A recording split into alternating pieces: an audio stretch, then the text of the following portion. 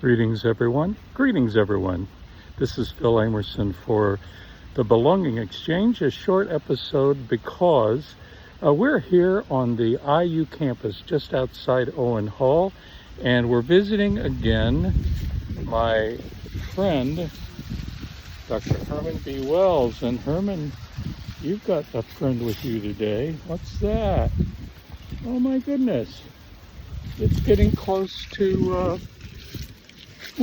Advent anyway. This is the week before Thanksgiving, 2025. And Dr. Wells, we want to talk with you again about what's going on at the Indiana University campus. First, there are two questions. The first one is, my grandsons asked me, why do you go talk to a bronze statue, Granddad? And I have to tell them, Dr. Wells is listening more than anyone in the administration these days. And so I come and talk to him because he was my longtime friend. And he represents the very best in what a college or university administrator should be, unlike what we're experiencing today. So Herman listens a lot more than Pam Whitten or the chancellor or the provost or any of them listen. I reach out to them, Herm, not a reply, nothing. So that's the first reason. I can say to my grandsons, hey, Zach, hey, Gus, this is the reason I talk to a statue, because my friend is more responsive than the current leadership. The second reason, question you may have is, why am I wearing red?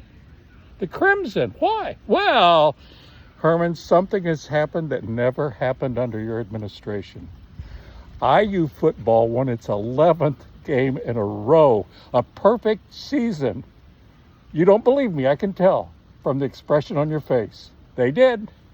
Great coach, great players, a whole new world. The Big Ten is, you wouldn't recognize the Big Ten. Can you believe Oregon and USC are, I won't go into that right now.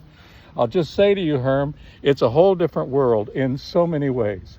So that's the crimson sweater, and that's why, I'm here again in a clerical collar.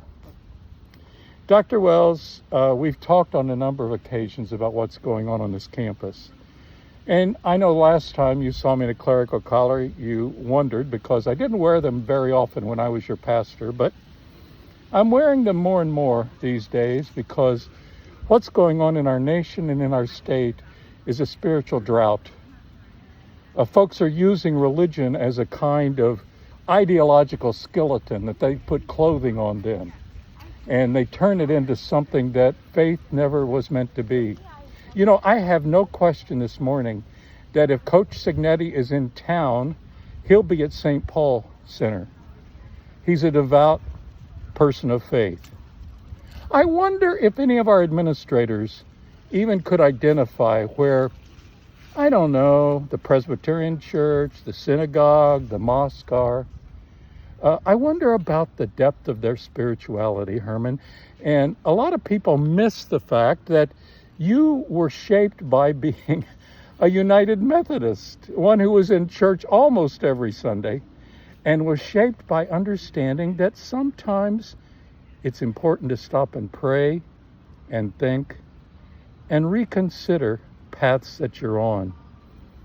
What's been happening, I liken right now to a kind of hostile takeover. It's common in businesses. It's called asset stripping. And so what's happened is the current administration and the board, by the way, the board all elected by Governor Braun, they're coming and stripping the assets of a great school in arts and sciences. That's what's going on. Oh, we have a friend. Good morning. Morning to you. How are you? We're well, thank you. Good. And we're really enjoying your chat with your friend Herman. Oh, Herman was a great, great man. Yeah. We're happy to kind of listen and partake. And okay. As a former, as a Hoosier myself, and as a potential Hoosier. Potential Hoosier. Great. So this was really nice to hear, and we've heard so many wonderful stories about Herman Wells, yeah. His leadership and his character. So so it's nice to... So when were you here? I finished in 94. Great. I was pastor at the Methodist Church downtown in those years from 1991 to 2000. Oh, nice. So I had the great honor of doing Herman's funeral and was shaped forever after by knowing him. Yeah. So you're thinking of universities? Maybe IU? Possibly. So what are your interests?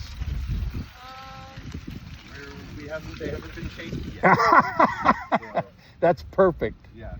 That's perfect. Thank you. It's Pleasure good to chatting visit. with you. Yeah. And nice listening and... Thanks. be well. Thanks.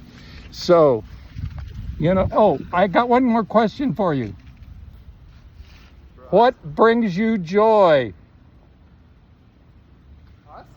Yeah, together. Yeah, what brings you joy?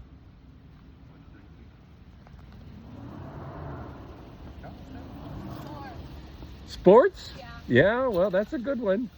And for me, it's spending time with my daughter. Oh, Dad, that's great. The best joy there is. Yeah, and what a beautiful day to do it. And what brings you joy? What brings me joy, so many things. I have trouble listing them, but my grandchildren, yeah, my family, and so many good people I knew at IU over the years, and this great man. And the beauty of this campus, it wouldn't be like this if it weren't for old Hermie here. Yeah. Take care. All right, you too. Yeah. Okay, Dr. Wells, we're back to just one last little piece, and that is we were talking about asset stripping. Back in your day, it was called monopolization, and I know that you did a lot to address business behaviors and banking in your early life. And what so many people miss are the ways that you were a spiritual being, not just a remarkable administrator or a fine academician.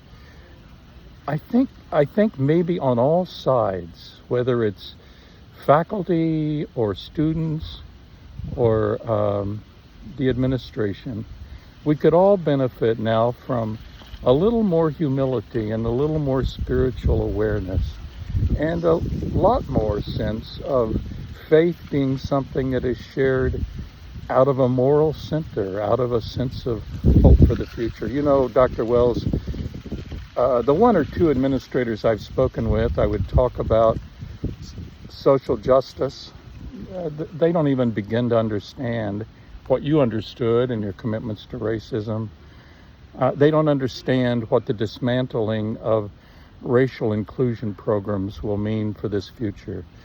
It's an asset stripping, great arts and sciences programs. The music school and others will suffer. And sadly, a lot of the resources are going toward building tens of millions of dollars in sports attention. And I wish our administration at IU understood that it's not either or.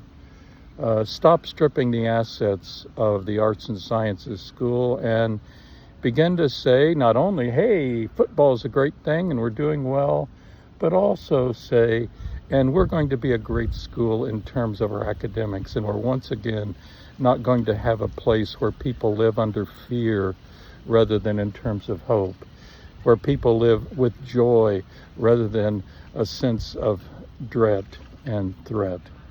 It's a sad time in that way.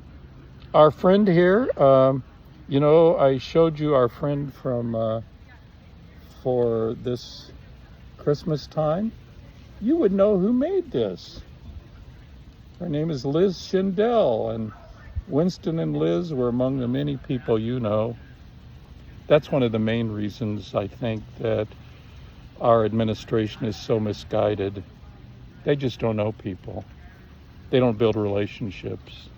You only see them in private sedans waving from the distance.